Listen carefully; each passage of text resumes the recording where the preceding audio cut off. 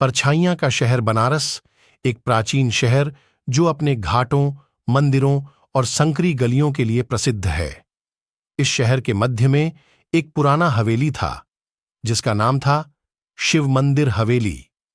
यह हवेली पिछले कुछ वर्षों से बंद पड़ी थी, लेकिन हाल ही में शहर में अजीबोगरीब घटनाएं होने लगी थीं। हवेली के चारों ओर के लोग कहते थे कि रात के समय हवेली से अजीब आवाजें आती हैं। कोई कहता था कि वहां आत्माओं का वास है, तो कोई कहता था कि वहां कोई खजाना छिपा हुआ है, लेकिन असल में कोई भी अंदर जाने की हिम्मत नहीं करता था। कहानी के नायक अर्जुन एक युवा पत्रकार थे। उन्होंने हाल ही में बनारस में अपनी नौकरी शुरू की थी। अर्जुन ने शहर में हो रही इन रहस्यमय घटनाओं पर एक रिपोर्ट बनाने का निर्णय लिया। उन्होंने अपने सहयोगी मित्र शिखा के साथ मिलकर हवेली के रहस्य को सुलझाने का मन बनाया। अर्जुन और शिखा एक रात को चुपके से हवेली में घुस गए। हवेली अंदर से बहुत बड़ी और डरावनी थी। दीवारों पर पुराने चित्र और मूर्तियां थीं।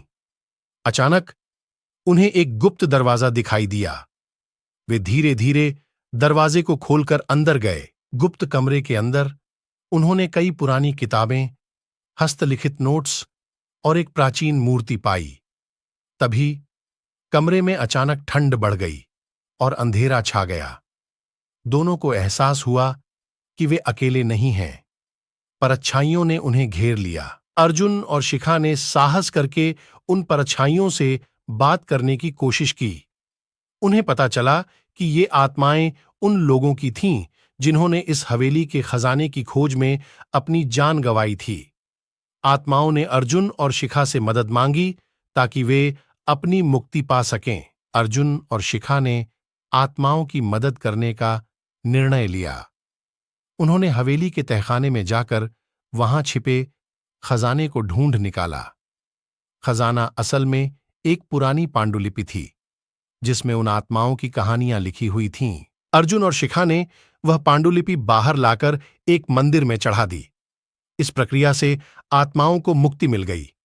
हवेली फिर से शांत हो गई और अर्जुन और शिखा ने शहर के लोगों को इस रहस्य की सच्चाई बताई। इस अद्भुत अनुभव के बाद अर्जुन और शिखा की दोस्ती और गहरी हो गई और उन्होंने साथ मिलकर कई और रहस्यों को सुलझाने का प्रण लिया। बनारस की हवेली का यह रहस्य हमेशा के लिए लोगों की यादों में रह गया।